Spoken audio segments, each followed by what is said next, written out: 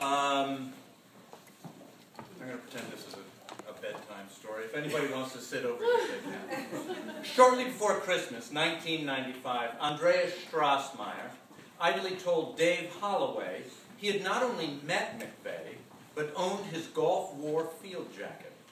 "Oh, come on, Andy," Holloway remembered saying. "You've been watching too much OJ."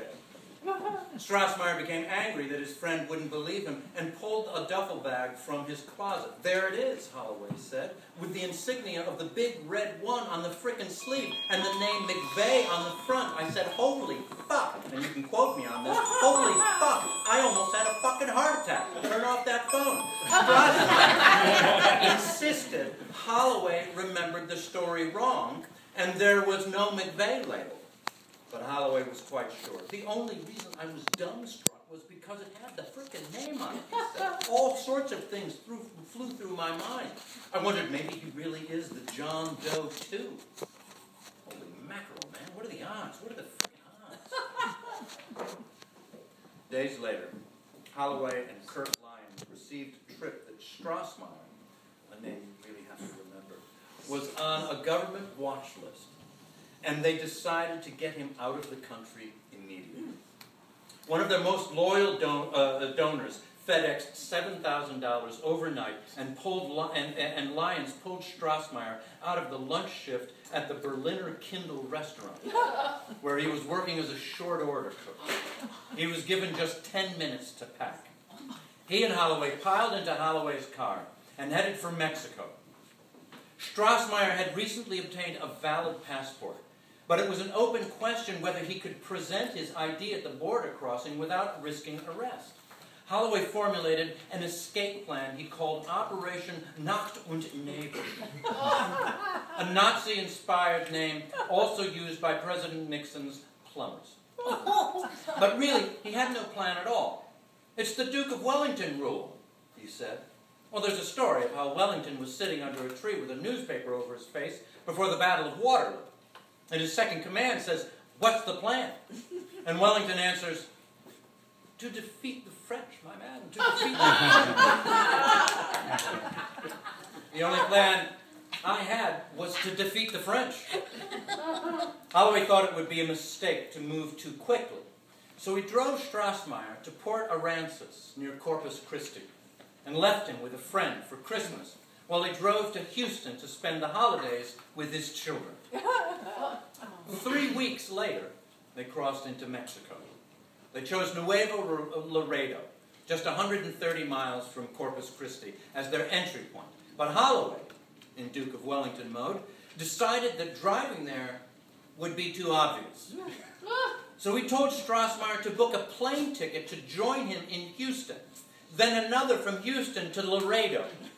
Strassmeyer immediately ran into trouble because he realized he would need to present his ID at the airport, something Holloway had somehow overlooked. But he managed to think on his feet and traveled in the name of his host in Port Aransas, Claude Brown, who walked through security with him so the ticket would match the ID, and then he turned around and left. In Laredo, he and Holloway took a taxi from the airport straight to the border crossing. Strassmeyer noticed no other taxis were in line and wanted to walk across the footbridge into Mexico, but Holloway told him to stay put. U.S. Customs immediately ordered everyone out of the car. Strassmeyer and Holloway were asked to produce their passports, and uniformed officers went through their luggage. "Shit," Strassmeyer thought, "we're fucked." The first things that grabbed the officials' attention were some charcoal pills Strassmeyer had handy in case of diarrhea. Holloway turned them into a joke and charmed the officers into thinking he and Strassmeyer were a harmless gay couple. Then they found a copy of Playboy in Strassmeyer's bag. They weren't gay anymore, and the mood turned. Strassmeyer shot a panicked look at Holloway as if to ask, "Should I run for it?" Holloway shot back a look that said, "Relax."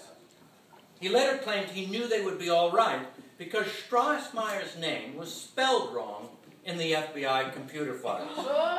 In fact, a government alert issued the week before had the spelling right, but in Strassmeyer's German passport, the double S was rendered in the Germanic esse, which to Americanize looks like a capital B. Customs most likely ran a check on Andreas Straubmeier and came up empty. Their passports were returned and they were waved through. In Nuevo Laredo, they lingered just long enough to eat cabrito, the local goat specialty, then jumped on a bus to Monterey, which was in turmoil because the local drug lord's lawyer had just been shot dead over lunch with the state police chief. The distraction was perfect for Holloway and Strassmeyer, who took 2 taxis, all the president's men style, to a flea pit hotel at the edge of town. Holloway checked in regularly with Kirk Lyons using an untraceable AT&T phone. We used the same codes that the French resistance used in World War II, Holloway said. If Kirk said, "John has a long mustache," I would have hung up and gone underground. And if he said, "The chair is against the wall," it would have been really ugly. As it was, he just said, "No developments." From Monterey, Holloway and Strassmeyer flew to New Mexico, and Holloway picked another flea pit. When Strassmeyer protested, he called it the crappiest hotel I've ever been in. Holloway spun the story that it was a former CIA safe house he had frequented in the 1980s when he worked as a pilot, making secret runs to Central America for the Nicaraguan Contras. As with many of Holloway's stories, the truth is hard to ascertain. After 2 days, they flew to Cancun, then took an Air France flight to Paris. From there, the night train to Frankfurt. This was the most nerve-wracking part of the trip because the conductor collected their passports and did not return them until they were close to their destination. If Strassmeyer's name was on the list, he would be arrested on arrival. They barely slept from worry. But in Frankfurt, they were met not by armed guards, but by Strassmeyer's mother, who fed them and put them on the train to Berlin. Yes, Berlin.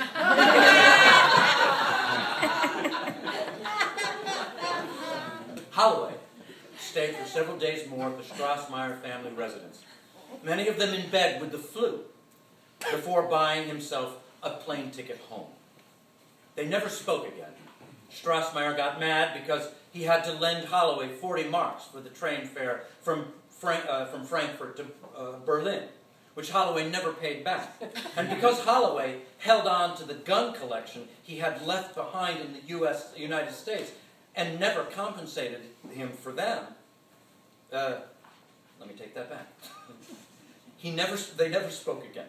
Strassmeyer got mad because he had to lend Holloway 40 marks for the train fare from Frankfurt to Berlin, which Holloway never paid back because Holloway held on to the gun collection he had left behind in the United States and never compensated for it.